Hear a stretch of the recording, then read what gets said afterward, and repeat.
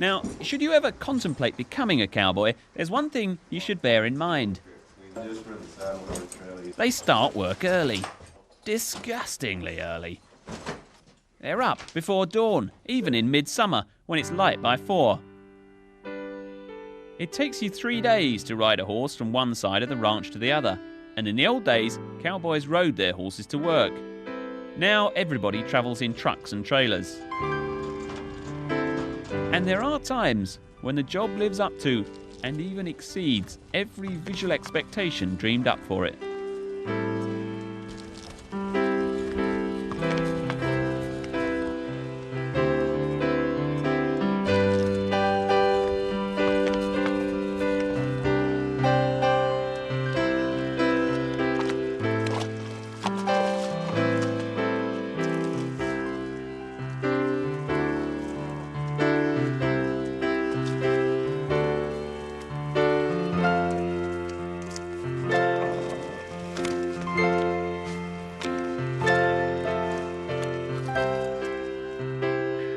Nice route, Mike.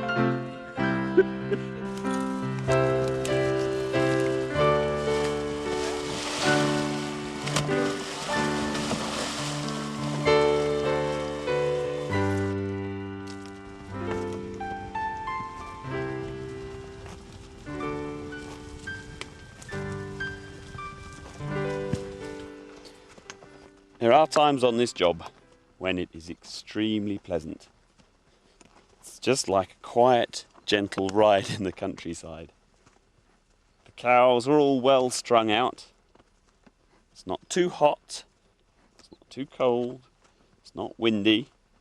Haven't been going for long. We started at 4 and it's 8:15 now. I'd love some breakfast, but I don't think there's going to be any sign of that till about 11:30, maybe 12, in which case we'll have to call it lunch. But the animals are behaving really nicely, and it's a lovely, lovely day. As the cattle come together from all over the ranch, the bulls get too close to each other for their own comfort.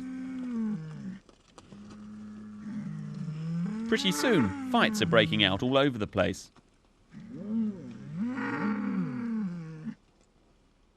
The only way to stop a fight is to try and persuade the bulls that you're a bigger threat than their opponent. Which isn't an easy thing to do. What about the cows? Do you guys actually like cows? Yeah, you do. You have to. You have to be hard on them though, don't you? Well, at times, yeah. Sometimes, especially bulls, the only thing they'll understand, if you can hurt them worse than they can hurt you, then you win. If not, you get hurt. But yeah, I like cows. At the end of each day's drive, the ever-growing herd is allowed to scatter across a fenced pasture. Everybody except the cow crew heads off home for the night. The evening is usually an opportunity for Lewis and Andy to spend some quality time with their kids. And of course the cows. But they're not just sitting there. During the day's drive, some of the calves have become parted from their mothers. Were it not for the men and the dogs, the calves would try to bust through the fence to get back to the place they were separated, which could be miles away down the trail. One by one, the cows come back to find their babies.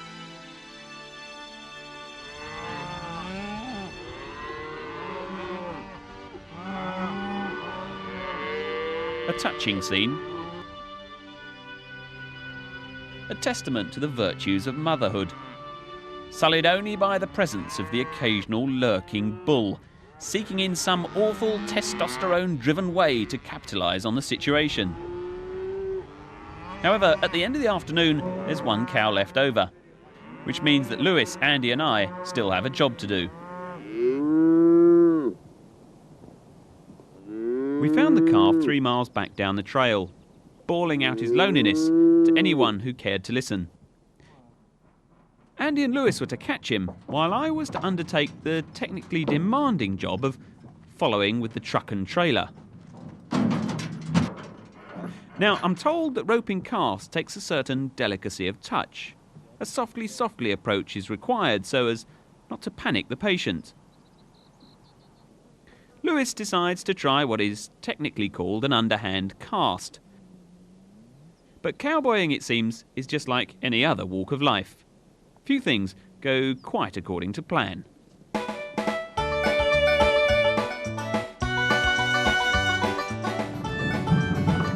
Oh shit, there went my hat.